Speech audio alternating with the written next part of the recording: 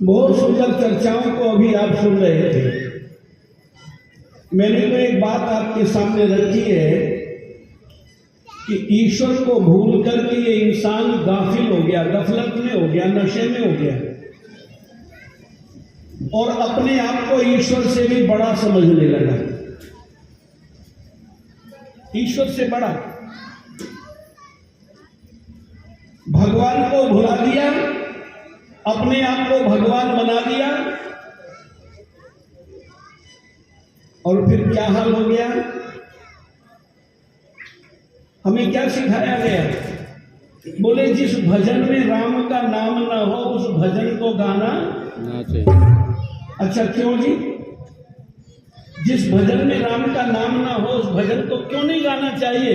बोले जी जब जिस भजन में राम का नाम आता है उसमें राम की, भगवान की भक्ति का वो गीत माना जाता है। अच्छा ये सच्ची बात है क्यों बहनों? जिस भजन में राम का नाम आ जाए वो गीत भक्ति का गीत है। कोई गारंटी नहीं है, मैं सुना रहा हूं, निवेदन कर रहा हूं आपसे, लो सुनो और बताना कि है या नहीं। हाँ, जो मना कर रहे हैं ना वो भी हाँ करेंगे और जो हाँ कर रही है वो भी मना करेंगे। सुनो गीत है।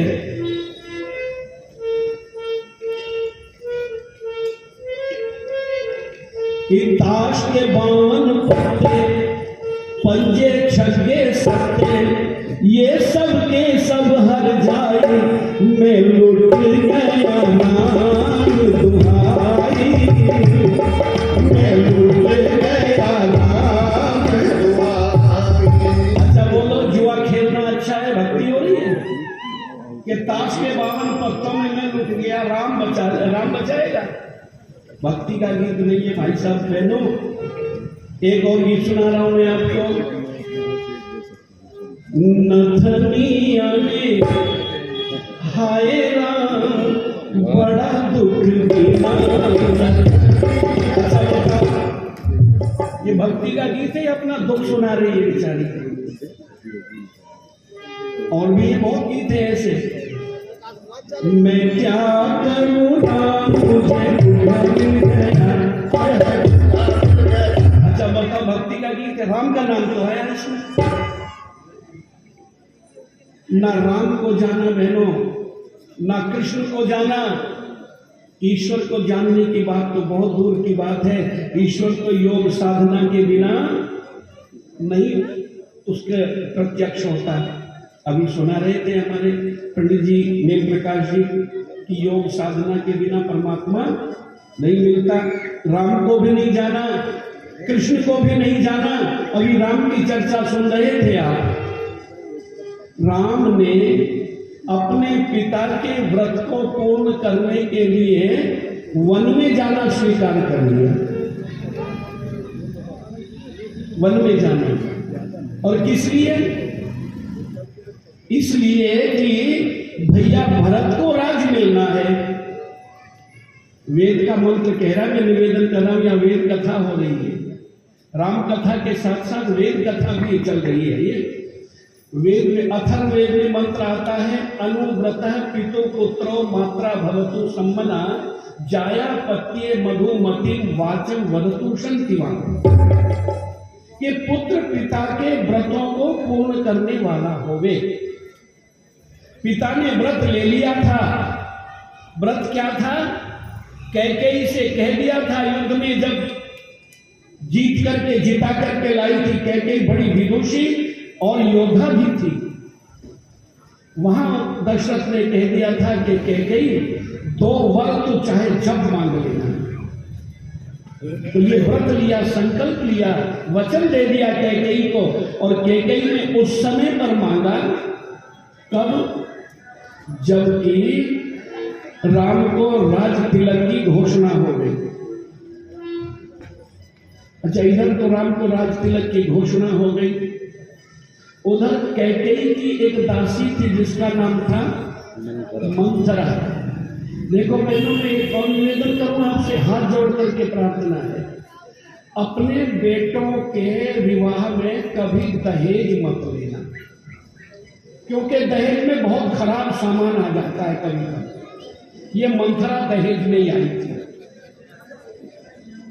कैकेयी के साथ आई थी, और गंधारी के साथ भी आया था शकुनी, महाभारत करा दिया था उसने भी। इसलिए दहेज मत लेना और दहेज देना भी।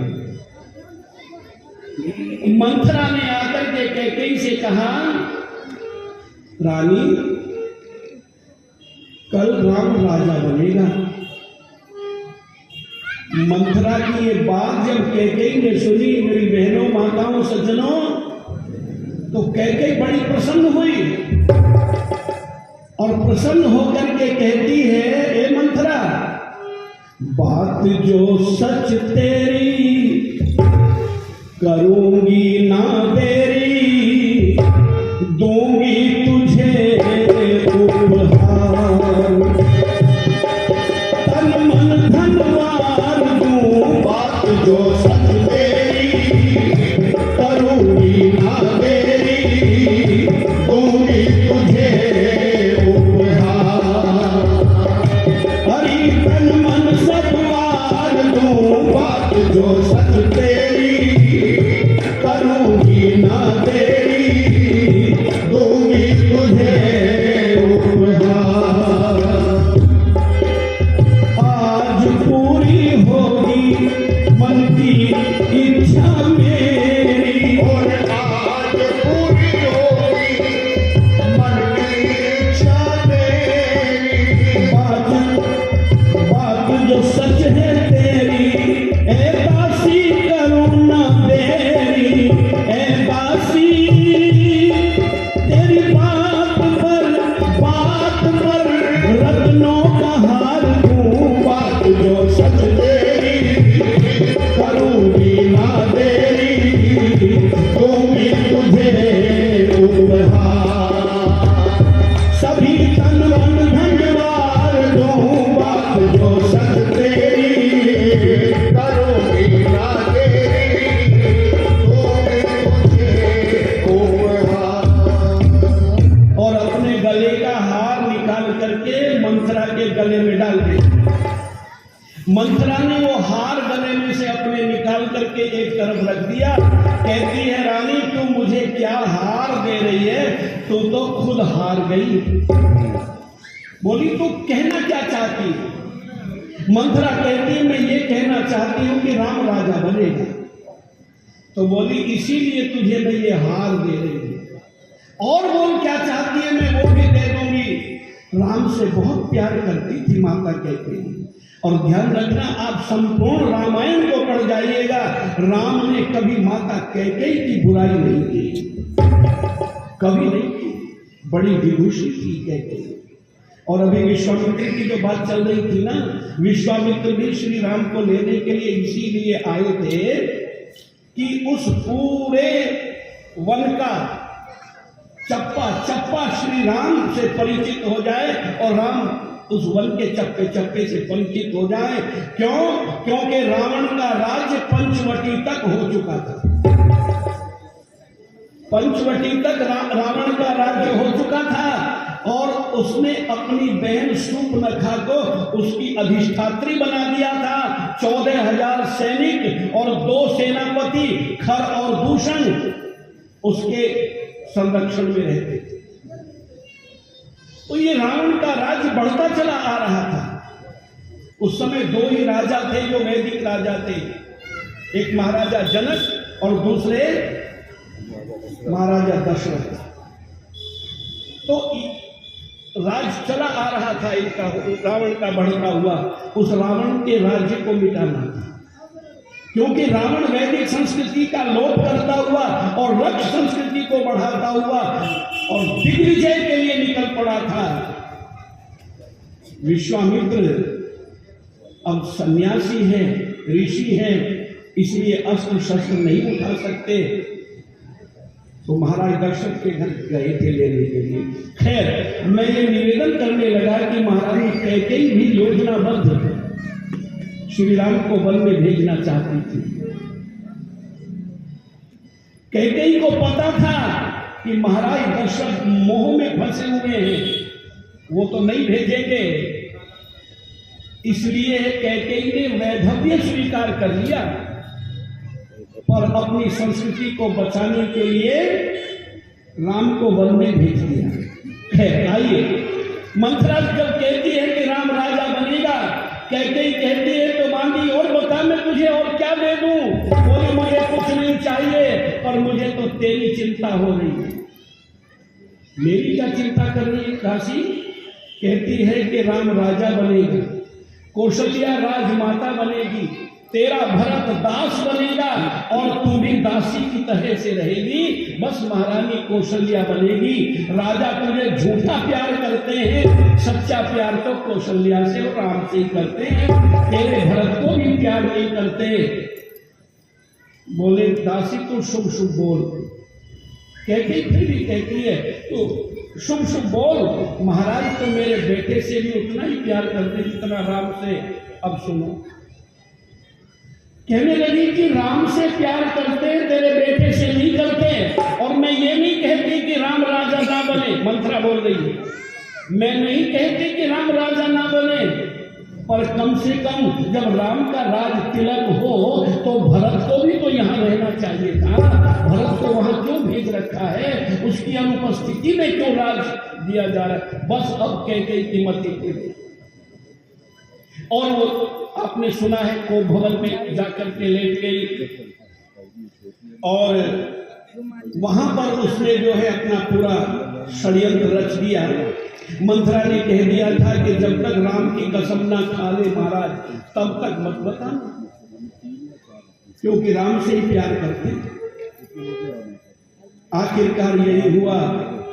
और जब महाराज कहते हैं कि महारानी मैं राम की सौगंध खा करके कहता हूं जो तू चाहेगी वही होगा, बस नागिन की तरह से फुंकारती हुई खड़ी थी और कहने लगी मैं मांगती हूं तो मेरे वरदान चाहिए,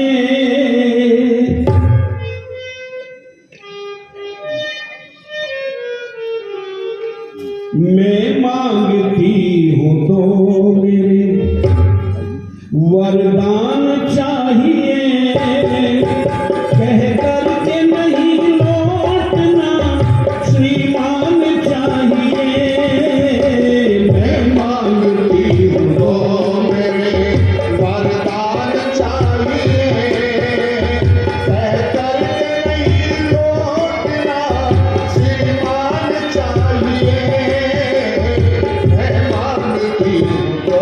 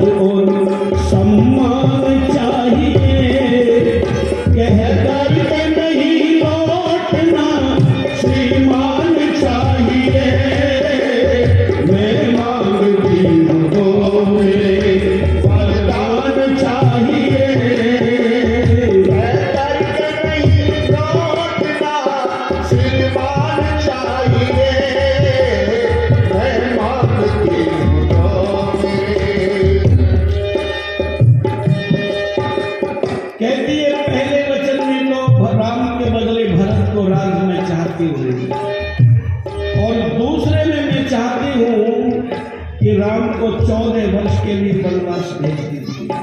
मेरी बहनों माताओं सज्जनों, महाराज को पहला वचन पूरा करने में तो कोई अधिक कष्ट नहीं हुआ, किंतु जब दूसरे वरदान की बात सुनी तो महाराज भूमि पर ऐसे गिर पड़े जैसे कटा हुआ वृक्ष गिर पड़ता और गिरते ही अचेत हो गए।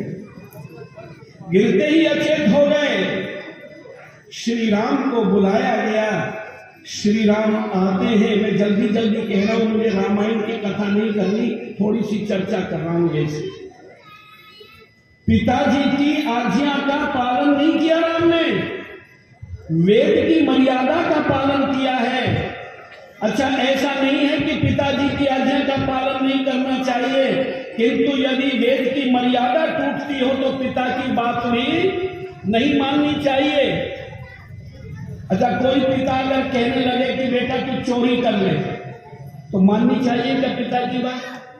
कोई कहने लगे तू जुआ खेल, माननी चाहिए क्या? इन सब बातों में वेद की मर्यादा टूटती है, क्योंकि राम ने तो निश्चित रूप से वेद को पढ़ा था और वो जानता है कि अनुव्रत है पितु पुत्रो, पुत्र को पिता का व्रत पूरा करना चाहिए, उसमें सहयोगी बनना चाहिए। इसलिए राम जब वहां पर आए तो आकर के जब पिताजी के चरणों में सिर रखा तो आज आशीर्वाद का हाथ नहीं उठा उनके सिर पर रखा जाने के, क्योंकि महाराज अचेत हैं। माता कैकेयी से पूछते हैं, माता जी पिताजी की ये अवस्था क्यों हुई? कैकेयी ने सब बता दिया और ये कहा कि बेटा मुझे ऐसा प्रतीत होता है कि तुम्हारे पिताजी को ये शंका है कि कहीं ऐसा ना हो कि राम मेरी आज्ञा का उल्लंघन कर दे, इसलिए तुम्हारे पिताजी मूर्छित हो गए। बेटा, माताओं श्री राम क्या कहते हैं? वेद का दूसरा मंत्र यह भी कहता है, मां भ्राता भ्रातरम वीक्षण, मां स्वसारम तस्वसा सम्यंच सव्रता भूत्वा वाचम वदत भद्रया, कि भाइयों भाइयों में द्वेष ना हो, बहनों बहनों में द्वेष ना हो, भाई और बहन में द्वेष ना हो, सम्यक विचार वाले हो, कल्याणी वाणी को बोलने वाले हो। ये कहता है भाइयों भाइयों में द्वेष ना हो। यदि भरत को राज मिलता है और राम विद्रोह करता है तो भाई से द्वेष हो जाएगा ना, और भाई से द्वेष हो जाएगा तो वेद की मर्यादा टूट जाएगी। राम यदि पिताजी की आज्ञा को मानते हैं, पिताजी ने तो कहा था कि राम यदि सुन रहा हो या मेरा संदेश कोई राम तक पहुंचा दे तो राम मुझे कारागार में डाल दे और इस अयोध्या की राजगद्दी पर बैठ जाए।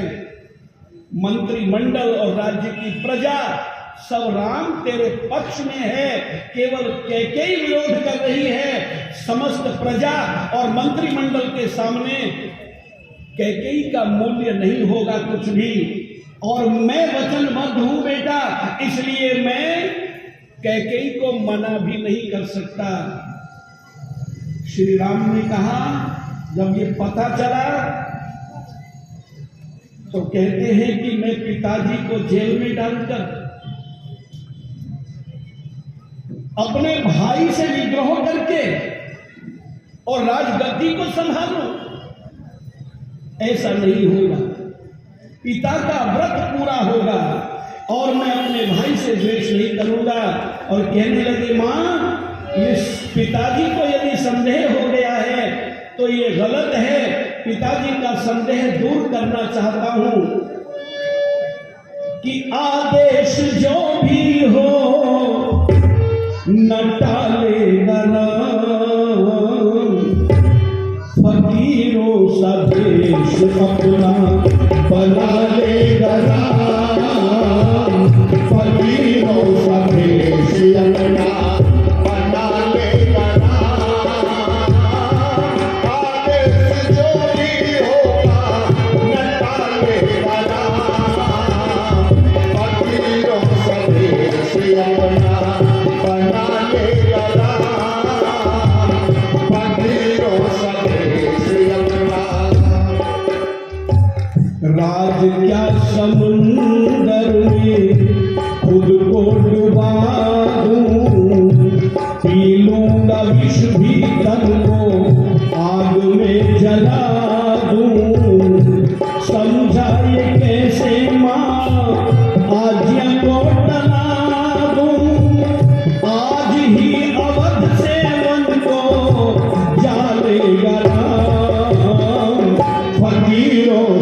भेष अपना बना लेगा राम, फकीरों सा भेष अपना बना लेगा राम, आदेश जो भी होगा लगा लेगा राम, फकीरों सा भेष अपना बना लेगा राम, फकीरों सा भेष अपना।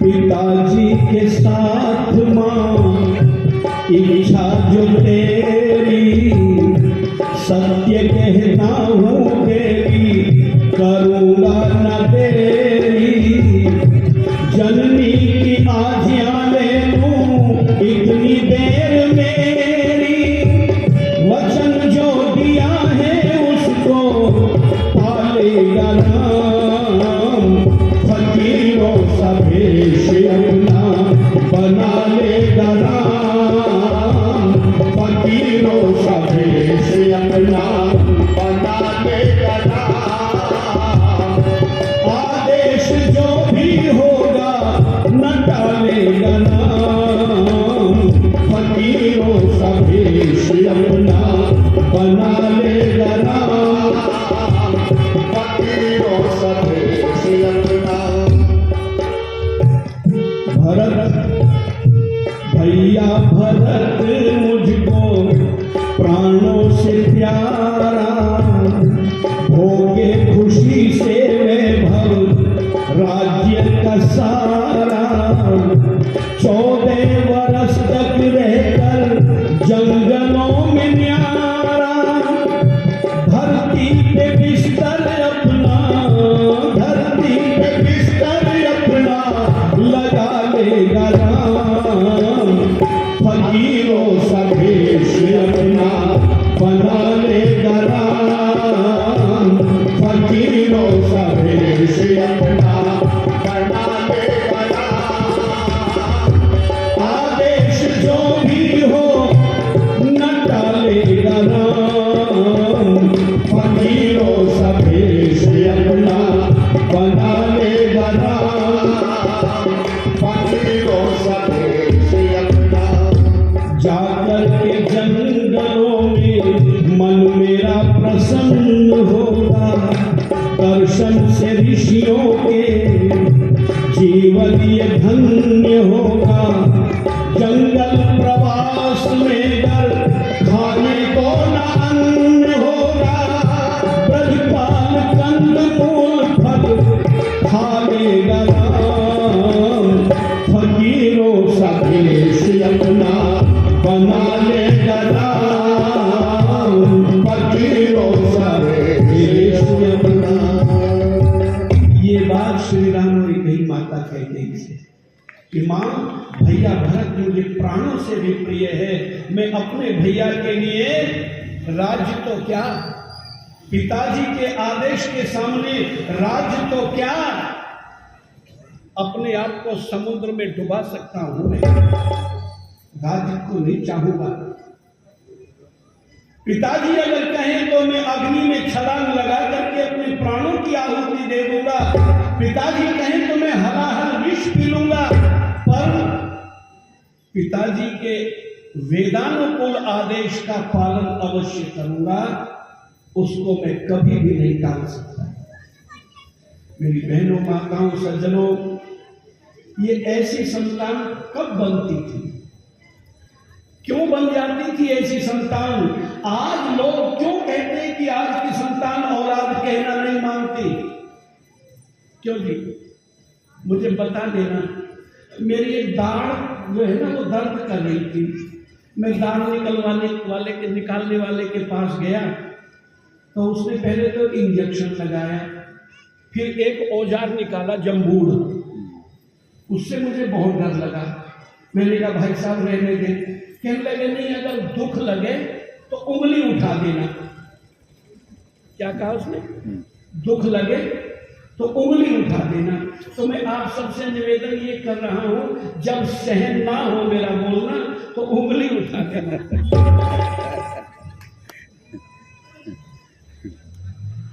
मैं ये निवेदन कर रहा था कि आजकल ये एक उल्हाना, एक शिकायत मिलती है अक्सर कि आज की औलाद कहना नहीं मानती। हे मेरी बहनों, माताओं, मेरे प्यारे सज्जनों, मेरे भाइयों, मेरे बुजुर्गों, औलाद का बिल्कुल भी दोष नहीं है, दोष है माता पिता का। पहले पुत्र पैदा होते थे, पुत्र किसे कहते हैं? पुम नाम नरका तस्मात् त्रायते असौ पुत्र। जो माता पिता को दुखों से त्राण करे उसे पुत्र कहते हैं। या यहां पर होती थी संतान, ये शब्द है हमारे। संतान किसे कहते हैं? तनु विस्तारे धातु से यह संतान शब्द बनता है, जिसका अर्थ होता है यश को बढ़ाने वाला। अपने वंश के यश को जो बढ़ाता है उसको कहते हैं संतान। या यहां पर होती थी प्रजा। प्रजा किसे कहते हैं? प्रकृष्टेन जायते असौ प्रजा। जिसको बड़ी तैयारी के साथ जन्म दिया जाता है उसे कहते हैं प्रजा।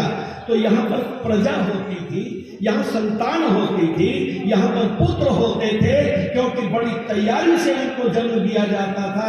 आपने सुना रामायण में कि महाराज दशरथ ने यज्ञ किया, और वो यज्ञ केवल एक दिन नहीं हुआ, वर्षों तक वो यज्ञ चला, और उस यज्ञ के प्रताप से 4 संतानें हुई दशरथ की। ये पुत्र थे चारों, लड़के नहीं थे। आजकल लड़के पैदा होते हैं। अच्छा, लड़के किसे कहते हैं? लड़के वो हैं लड़के जिन्हें पैदा किया गया है लड़के, लड़के, इसलिए लड़के हो रहे हैं। या बेटे। अच्छा, बेटा किसे कहते हैं? बेटा कहते हैं जो बाप की संपत्ति का बंटवारा करने के लिए पैदा हुआ, वो है बेटा। यहां तो पुत्र होते थे, प्रजा होती थी, यहां तो संतानें होती थी, यहां लड़की लड़के नहीं होते थे। यहां बेटा बेटी तो पता नहीं कहां से कब क्यों ले आए, प्यार में कह देते हैं, पर सच्चाई जो मैं निवेदन कर रहा हूं वही है। तो राम पुत्र थे। एक गीत सुना करके बस वाणी को विराम दूं। आज लोग धन के चक्कर में, दौलत के चक्कर में, 5 मिनट लगेंगे जी, कोई बात नहीं, दौलत के चक्कर में सारी गृहस्थी को, घर को, सबको भूले पड़े।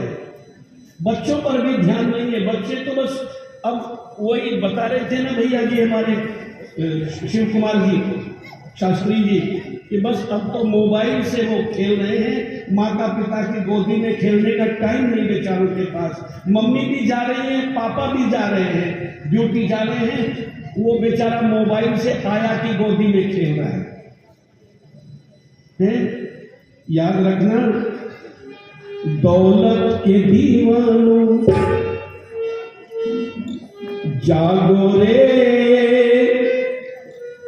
जागो रे, जागो रे, ए दौलत के दीवानों जागो रे, जागो रे, जागो रे, ए दौलत के दीवानों जागो रे, जागो रे, जागो रे, जागो रे।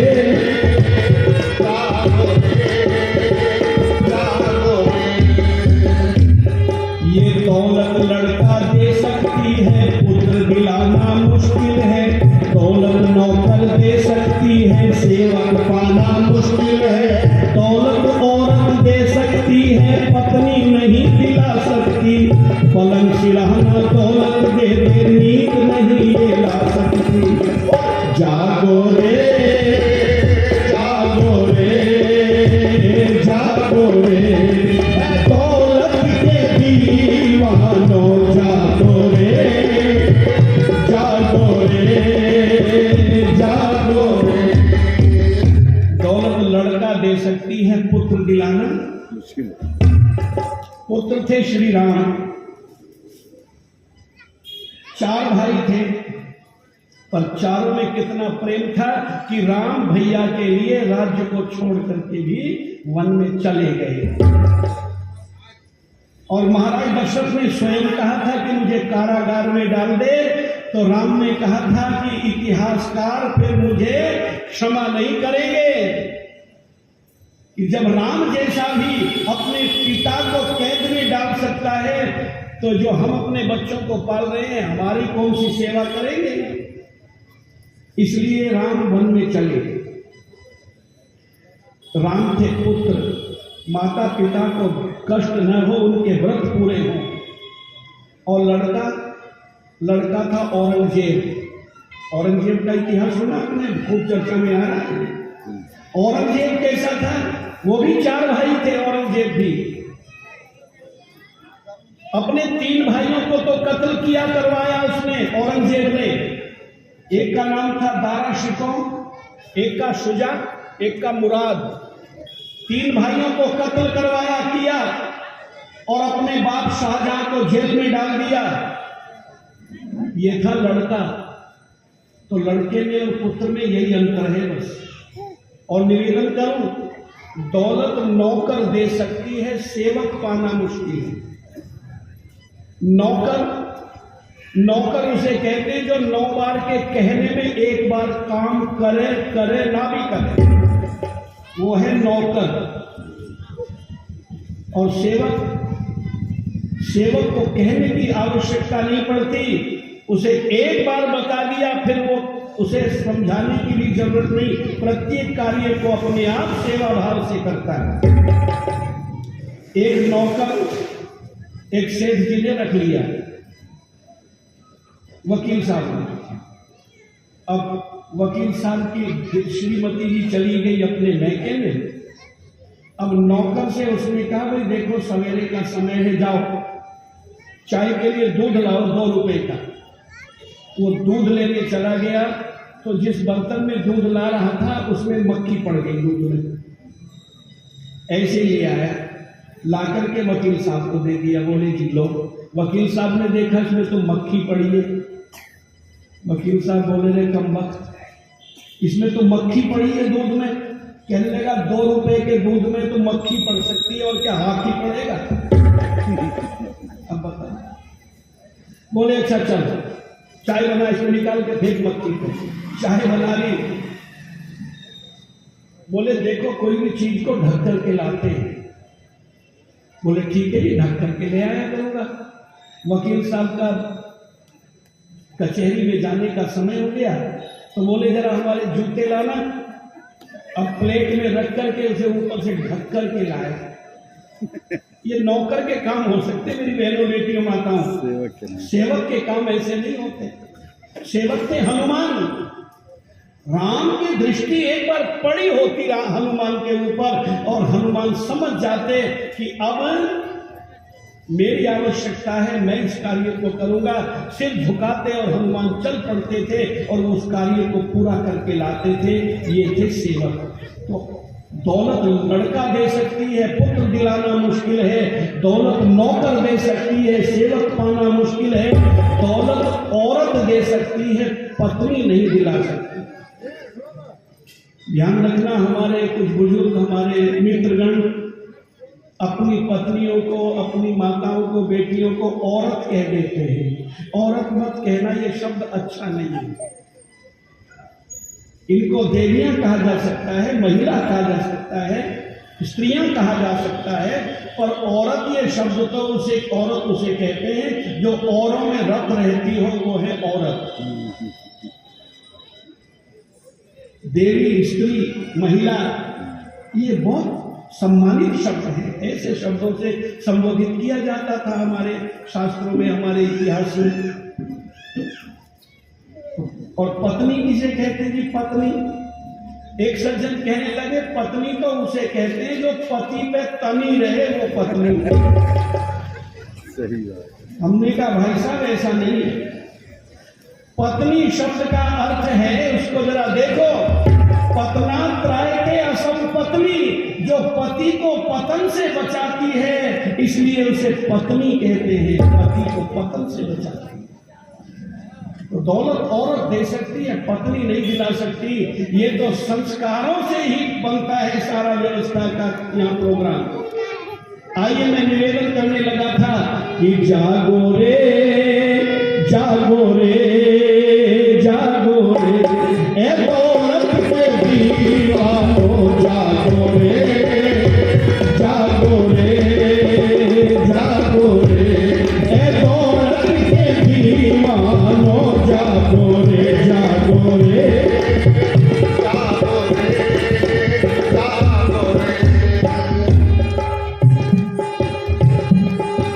बाजे मिल जा दौलत से पर कणक कहाँ से लाओगे, रोटी मिल जा दौलत से पर भूख कहाँ से लाओगे, दौलत से बादाम मिलेंगे ताकत ना मिल पाएगी, दुख दिखलाएगी ये दौलत शांति नहीं दिलाएगी। जागो रे जागो रे जागो रे, ए दौलत के दीवानो जागो रे जागो रे जागो रे। अपनी संतानों को राम और कृष्ण की तरह से बना सकते हैं। कब?